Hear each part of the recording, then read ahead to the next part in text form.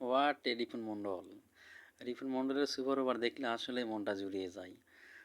আসলে দেখেন, ও কিন্তু যেগুলো রান কনসিডার করেছে সে প্রত্যেকটাই কিন্তু সিঙ্গেলসের উপরে কিন্তু ডাবল হয় নাই।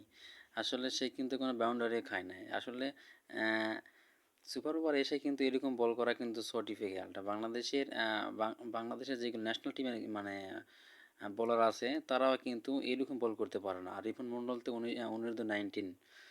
আসলে এই ছেলেটাকে নিয়ে ভালো কাজ করলে বা ভালো কিছু মানে এই ছেলেটাকে নিয়ে টেকনিক্যালি কিছু কাজ করলে সে ভালো কিছু করতে পারবে। তার দেখেন মানে মাইন্ড সেটআপ খুব সুন্দর। দেখেন সে কিন্তু প্রত্যেকটা বল হচ্ছে হোয়াইট ইয়র্কার করছে। ও জানেই কিন্তু কার্ল মায়ার্স ও কিন্তু মানে লেগে বল পেলে টানিয়ে 6 মারবে। সেই জন্য সে কী করতে বারে কিন্তু অফসাইড ওয়াইড দিয়ে ইয়র্কার করছে। এর মধ্যে ২ টা হচ্ছে ওয়াইডে বল হইছে। কিন্তু তারপরেও সে কিন্তু মানে ওই লেন্থেই বল করছে। আসলে এটাই মানে একজন ব্যাটারকে পরাস্ত করার মূল মানে অস্ত্র। সে কিন্তু মানে সাকসেস এবং শেষ পর্যন্ত কিন্তু সে কিন্তু কার্ল মার্কসকে বোল্ডও করেছে।